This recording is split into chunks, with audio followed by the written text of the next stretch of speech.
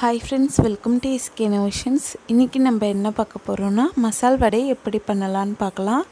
இப்போ பாத்தீங்கன்னா ஒரு மிக்ஸி ஜார்ல 3 பச்சை மிளகாய், ஒரு துண்டு இஞ்சி, 5 பல் பூண்டு தோல் உரிச்சி சேர்த்துக்கலாம். கூடவே ஒரு ஸ்பூன் அளவுக்கு சோம்பு சேர்த்து இத நம்ம அரைச்சு எடுத்துக்கலாம். இப்போ இத அரைச்சாச்சு.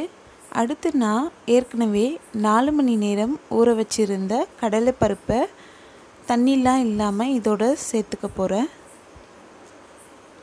சேர்த்தாச்சு. இப்போ இதையுமே தண்ணி சேர்க்காம கொஞ்சம் கொரகொரப்பா அரைச்சு எடுத்துக்க போறேன். இத பாத்தீங்கன்னா ஒரு 3 தடவை மிக்ஸியை ஆன் பண்ணி ஆஃப் பண்ணீங்கன்னா கரெக்ட்டான கன்சிஸ்டன்சில உங்களுக்கு கிடைக்கும். பாருங்க இந்த அளவுக்கு கொஞ்சம் கொரகொரன்னு இருக்கணும். ஒரு சில பருப்பு அரைபடாம இருந்தாலும் நல்லா தான் இருக்கும். இப்போ இத ஒரு பவுல்ல மாத்திக்கலாம். அடுத்து இதோட 2 மீடியம் சைஸ் வெங்காயம், கொஞ்சமா கறிவேப்பிலை, கொஞ்சமா கொத்தமல்லி இதெல்லாம் கட் பண்ணி சேர்த்துக்கலாம். சேர்த்தாச்சு. கூடவே இந்த வடைக்கு தேவையான அளவுக்கு உப்பையும் நம்ம சேர்த்துட்டு நம்ம கைகளாலேயே நல்லா பிசைஞ்சு எடுத்துக்கலாம் இத.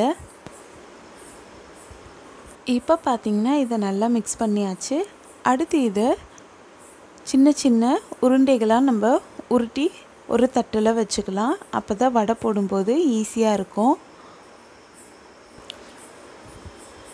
இப்போ பாத்தீங்கன்னா ஃபர்ஸ்ட் ஒரு 7 உருண்டைகளா உருட்டி வச்சிருக்கேன்.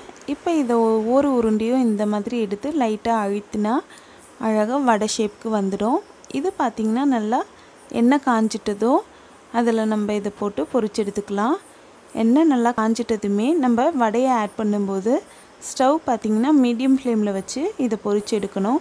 அப்பதான் உள்ள இருக்க மாவுலாம் நல்லா வெந்து வந்திருக்கும். அதே சமயம் நல்லா மொறுமொறுப்பாவும் கிடைக்கும். அதனால ஃபுல்லாவே மீடியம் ஃப்ளேம்ல வச்சு பொரிச்சு எடுத்துக்கோங்க.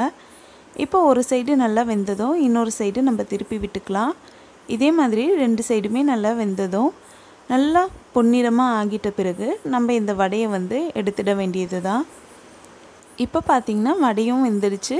அதே சமயம் வடையோட 2 சைடுமே நல்லா கோல்டன் பிரவுன் கலருக்கு வந்துடுச்சு.